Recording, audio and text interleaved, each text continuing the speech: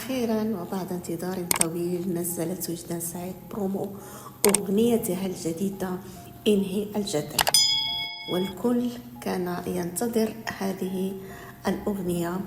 كنا نتمنى لو نزلت الأغنية بأكملها وليس برومو فقط.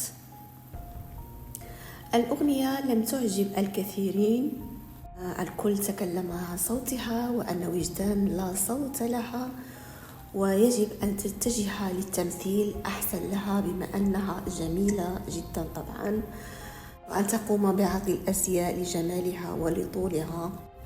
ينصحونها بهذا أحسن، وفي الحقيقة أن وجدان تستحق أن تكون ممثلة لأنها لها طابع فكاهي ممكن يصلح للتمثيل.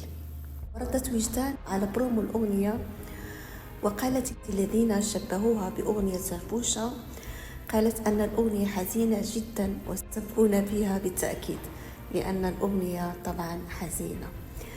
هي نزلت برومو هذا المقطع الذي يظهر كأنها أغنية خفيفة أو فرفوشة، وهي بالعكس أغنية حزينة وحققت لجمهورها ما يتمناه، لأنها قالت أن الجمهور يحب الأغاني الحزينة ويحب أن يبكي مع الأغاني، فقررت أن تلبي رغبتهم رغم أن برومو الأغنية لا يوحي بذلك أبدا.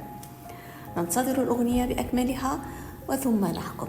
الآن لا نستطيع أن نحكم لا على صوت وجدان ولا على الأغنية لأن الأغنية لم تنزل بعد، هذا مجرد برومو، ونتمنى الأغنية أن تكون جيدة جدا. فأغنية هحضن مين كانت رائعة بالحقيقة وغنتها بإحساس كبير كبير جدا. وجدان لا بتعابير وجهها ولا بإحساسها، غنتها جميل جدا طبعا. المهم أن وجدان سعيد في الحقيقة، أقول الحقيقة رغم أني أنا من فانز وجدان، أشجعها دائما وكل شيء، ولا أحكم على الأغنية من برومو فقط، ولكن يجب أن تشتغل على صوتها، ليس عيبا، فكبار النجوم يشتغلون على أصواتهم. هذا طبعا لا ينقص منها، بل بالعكس سيصبح صوتها أحسن وأحسن. وكما يعلم الجميع في طرق كثيرة لتحسين الصوت، منها الفوكاليز مثلا، وفي مدربين لأصوات كذلك مثل أستاذ وديع أبي رعد الذي كان في ستار أكاديمي، ومثل أستاذة الفوكاليز ماري محفوظ.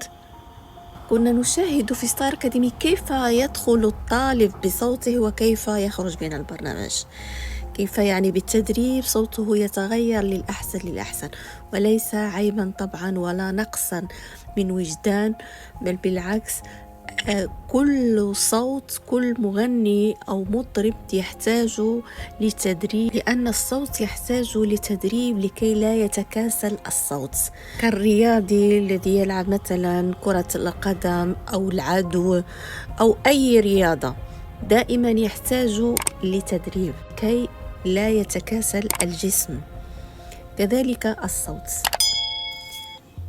أما بالنسبة لي فإني أرى وجدان يليق عليها الأغاني الاستعراضية، وربما ستصبح فنانة استعراضية، أن الساحة الفنية تفتقد لفنانة استعراضية، لأن بعد شريهان لم تأتي أي فنانة استعراضية في الحقيقة.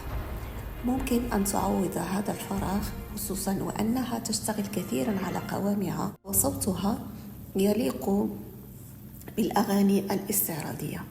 ربما نراها في فوازير رمضان مثلا تليق بها كذلك. المهم ننتظر أغنيتها وسنحكم أكثر على الأغنية. أما الآن قلنا بعض الملاحظات، وبعد الأغنية نقول الملاحظات الكاملة إن شاء الله. وهنا حبايبي أتمنى أن يكون الفيديو قد أعجبكم، ولا تنسوا طبعا لايك واشتراك وتعليق وتفعيل جرس ليصل لكم كل ما هو جديد. ومع السلامة حبايبي، إلى فيديو آخر إن شاء الله.